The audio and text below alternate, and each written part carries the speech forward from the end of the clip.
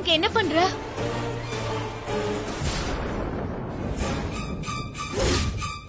கையில என்ன கிளி கொண்டு அது எங்க நீ எடுத்துட்டு போற? அதுமா ஏசி ரூம்குள்ள கிளி இருந்தா அது கொத்துக்காதுல்லம்மா. கிளிக்கு ஏதாவது ஆயிடும்னு தான் அத வெளியில கொண்டு போய் ஹால்ல வைக்கலான்னு பார்த்தமா. அதெல்லாம் ஒண்ணும் ஆவாது. வேணும்னா நாங்க ஏசிய கம்மியா வச்சுக்கிறோம். நீ முதல்ல கிளி அங்க வச்சுட்டு போ. தேவியம்மா எழுந்து பாக்கும்போது கிளி காணாம போனா அவ அழுவால. ஏய், என்ன யோசிக்கிறா? நான் தான் சொல்றேன்ல, கிளி அங்கே இருக்கட்டும். அதுக்கு ஒண்ணும் ஆகாம நாங்க பாத்துக்கிறோம். முதல்ல கிளிய வச்சுட்டு நீ கிளம்பு.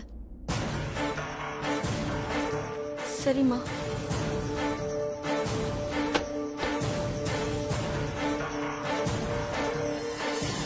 என்ன இங்கே நிக்கிற? நீ கிளம்பு. ஏய், ஒரு நிமிஷம்.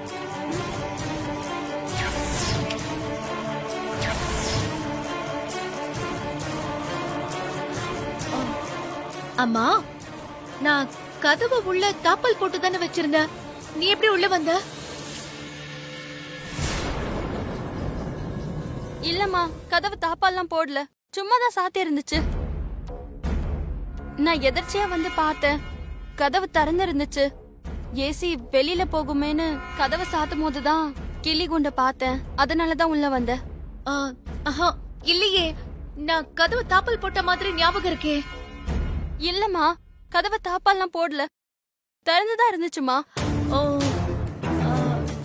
சரி சரி, நீ போ, நான் லாக் பண்ணிக்கிறேன். சரிங்கம்மா.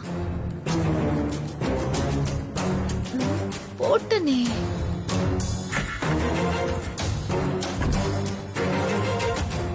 ஏன் சிஸ்டர், நம்ம டாக்ஸ் ஸ்னேக்கா வருமா இல்ல கேளா வருமா? ஏய்,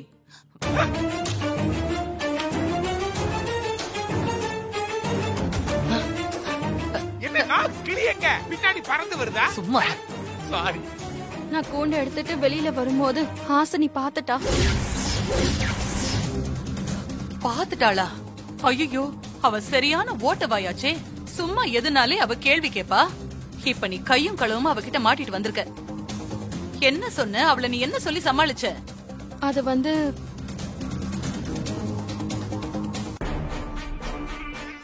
சரிம்மா.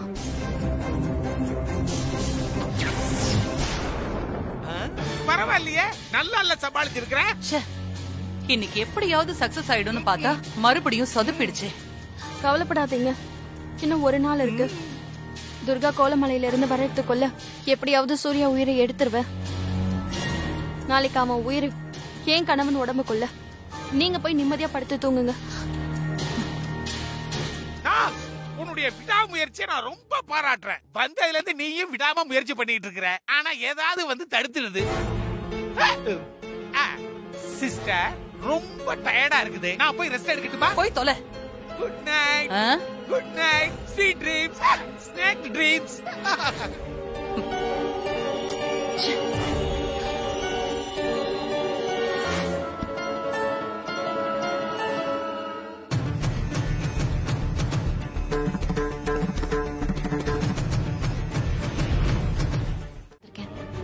அப்படி என்ன வேலையா வந்திருக்கீங்க? சொல்றேன். அம்மா, இங்க காட்டுல 1000 வருஷம் பழமையான மீனாட்சி அம்மன் சிலை எங்க இருக்கு? நான் அத பாக்க தான் வந்திருக்கேன். ஓ, அந்த அம்மன் கோவிலா? ஆமாண்ணே. அத பாக்குறதுக்கு நான் சென்னையில இருந்து வந்திருக்கீங்க? ஆமாண்ணே. அந்த அம்மன் கோயில் எங்க இருக்கு? அந்த அம்மன் சிலைய பல தலைமுறையா யாரும் வழிபடுறது இல்லையாமா? நீங்க எதுக்கு அதை தேடி வந்திருக்கீங்க? அது எங்க ஊர்ல ஒரு சித்தரு இந்த அம்மன் சிலைய பத்தி சொன்னாரு. அதான் பாக்கலாம் அப்படின்னு வந்தேன். அந்த கோயிலுக்கு எப்படி போறது? அப்படியே கொஞ்சம் தூரம் போனீங்கன்னா 2 பாதை பிரியும். அவ்வளவா ஆள் நடமாட்டம் இருக்காது. அத தாண்டிங்கன்னா ஒத்தையடி பாதை, அதுல போனீங்கன்னா அங்க கோயில் இருக்கு. டேய், இப்படியாட சொல்லுவ? அது ஒண்ணு இல்லம்மா, அவன் சொன்ன மாதிரி கொஞ்சம் தூரம் போங்கம்மா. அங்க 2 பாதை பிரியும். அத நல்லா பாத்துக்கிடுங்க. அதுல ஒரு பாதை ஆள் நடமாட்டமே இல்லாத மாதிரி இருக்கும். அந்த பாதையில கொஞ்சம் தூரம் போங்க. அது காட்டு பாதையா அப்படியே பிரிஞ்சு போகும். அத தாண்டிட்டீங்கன்னா நீங்க சொன்ன அம்மன் கோயில் அங்க இருக்கு. அம்மா தாயே, நந்தினி திருடுன உனக்கு சொந்தமான அந்த மூக்குத்திய நான் மீட்டு கொண்டு வந்து உனக்கு அணி வைக்கிறேன். எனக்கு என் கணவர் உயிர் எங்க இருக்குன்னு அவரோட இடத்த எனக்கு காமிச்சு கொடுத்துற தாயே.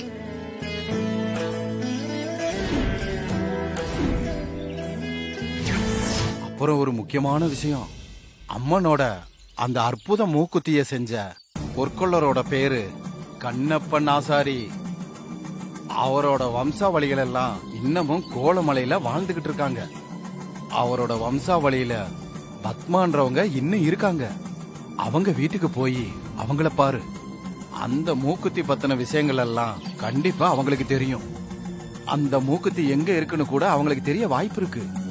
ஏன்னா அவங்க முன்னோர்கள் கண்டிப்பா அத பத்தி அவங்களுக்கு சொல்லியிருப்பாங்க. நீ அந்த பத்மா வீட்டுக்கு போனா கண்டிப்பா எல்லா விவரங்களும் கிடைக்கும்.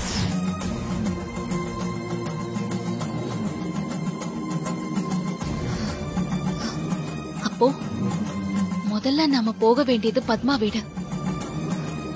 முதல்ல போய் பத்மாவை பாக்குறேன். நீதான் எனக்கு துணையா இருக்கணும் தாயே.